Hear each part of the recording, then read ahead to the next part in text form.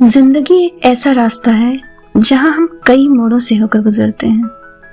कुछ लोग छूट जाते हैं पर कुछ लोग मंजिल तक साथ चलने के लिए वापस मिल जाते हैं।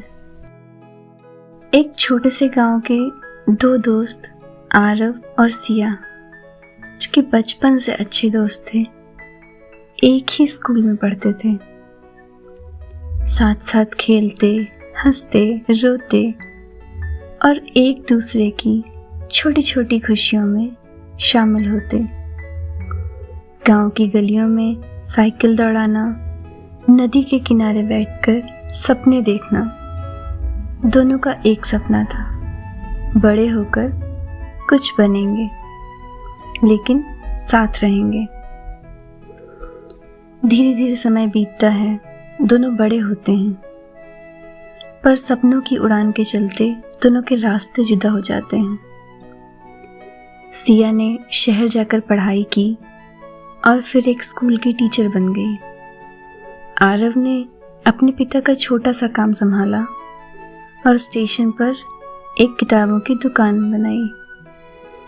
घर वालों के दबाव, समाज की बंदिशों और वक्त की खामोशी ने दोनों को दूर कर दिया। शादी की बात चली, लेकिन सिया ने शादी नहीं की।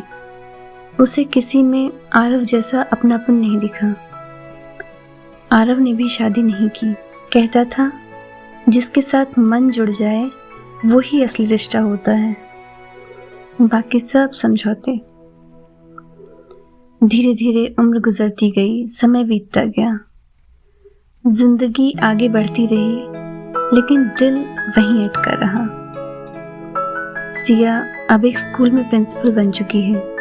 अकेली रहती है, किताबों और बच्चों में अपनी दुनिया बसा ली है। आरव अपनी दुकान में अब भी किताबें बेचता है, पर अब वो बच्चों को मुफ्त में कहानियां सुनाया करता है। कभी कभी वो पुराने खत निकालकर पढ़ते हैं, जो कभी एक दूसरे को भेज ही नहीं पाए। समय के साथ उम्र भी ढलती जाती है।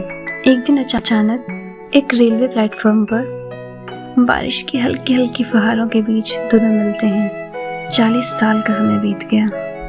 40 साल बाद दोनों की पहली मुलाकात होती है, पर उसी पुराने स्टेशन पर। दोनों थके हुए, पर मुस्कुराहट में वही बचपन झलकता है। आरव सिया से कहता है, लगता है जिंदगी के इस मोड़ पर फिर मिल गए हम।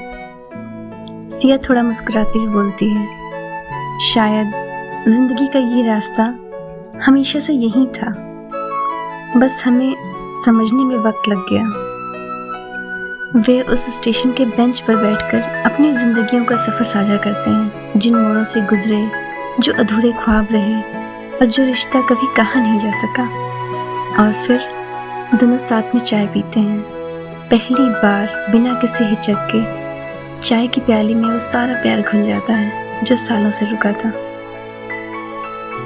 जिंदगी एक रास्ता है। कभी कभी रास्ते लंबे हो जाते हैं, लेकिन अगर दिल में जगह हो तो हर मोड़ पर कोई अपना मिल ही जाता है। लाइक करें अगर कहानी ने दिल को छू लिया हो तो, और चैनल को सब्सक्राइब करें ऐसी ही और कहानियों के लिए। Thank you.